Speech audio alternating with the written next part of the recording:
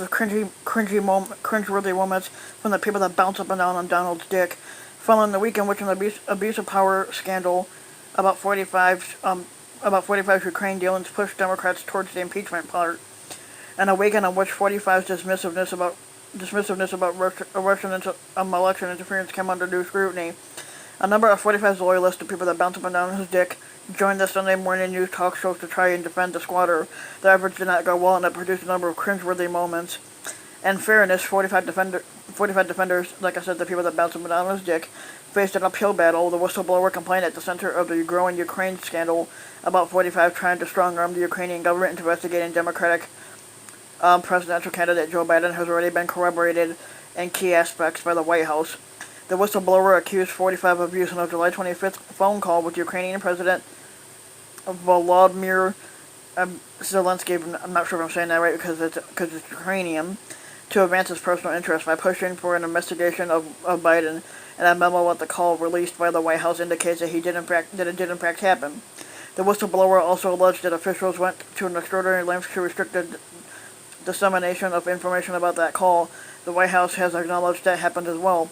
But even granting the difficulty of their task, 45 loyalists were still remarkably unequipped to make a case for the squatter. Notably, White House advisor Stephen Miller, the guy that loves sucking on Trump's dick so much, was taken to task by Chris Wallace, host of Fox News Sunday. As stark contrast to the way 45 loyalists are usually treated by Wallace's network, the faux news Sunday host wouldn't let Miller get away with the deflections he tried to use to twist 45's Ukraine scandal and one about Democratic presidential candidate Joe Biden. This was an exercise in obfuscation. Not sure if I'm saying that right either.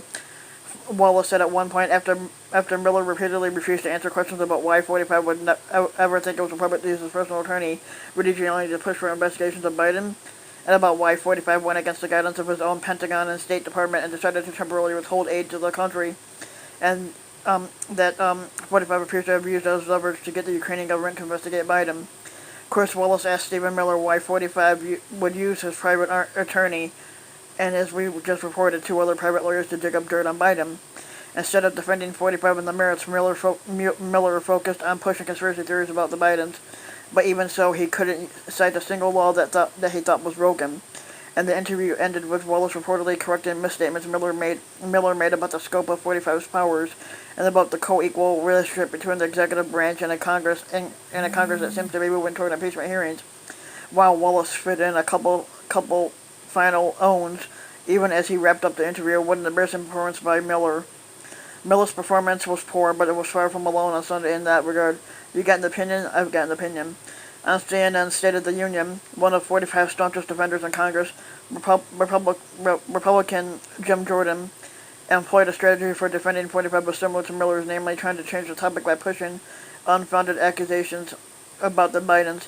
But as host Jake Tapper highlighted, Jordan was skating on thin ice, but because while he has no problem tossing around unsubstantiated allegations about the Bidens, Jordan, a former assistant wrestling coach at Ohio State, has recently been under scrutiny for allegedly turning a blind eye to sexual abuse scandals at the school.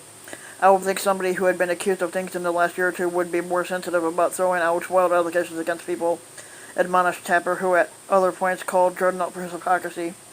Yeah, Jordan is a big fucking hypocrite. Jordan's a big fucking hypocrite. And so again, Jake Tapper presses Jim Jordan about the facts of the squatter's phone call with Ukraine and calling into question the credibility of the whistleblower complaint. Another one, dumbass Rudy Giuliani, who of late has appeared in a string of TV interviews that only seem to be making things worse, for the squatter took a tack similar turn.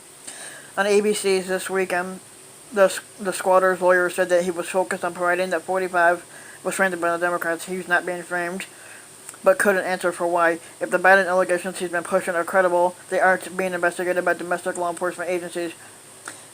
Giuliani tells George Stephanopoulos he's trying to prove that Democrats framed 45 regarding Russia collusion, but he couldn't answer when Stephanopoulos asked why domestic law enforcement agencies are equipped to investigate the charges he's making. That interview ended with host George Stephanopoulos smirking as Giuliani scalded him for allegedly not being as hard on Democrats as he is with 45 supporters as himself. Meanwhile, on CBS's Face the Nation, host Margaret Brennan pushed back on Senator Lindsey Graham, another dumbass, when Graham tried to dismiss the aforementioned whistleblower report as hearsay. You're saying that this is hearsay. The complaint on a number of fronts is matched by the call recorded, Brennan noted, referring to memorandum that outlines as a July call between 45 and Zelensky that was released by the White House last week, and that lends credence to the whistleblower's allegations. Graham had no retort other than to insist that Brennan was wrong. Eventually told her, you've got an opinion, I've got an opinion. Lindsey Graham has questions about who shared info with the whistleblower, saying, what I want to know is who told the whistleblower about the transcript. Graham's inability to answer Brennan is reflective of the main impression left by 45's Defenders media tour on Sunday. Not that they're victims of media bias, but they're woefully unprepared to defend a squatter whose conduct is becoming increasingly hard to justify. Yep, that's about what it is.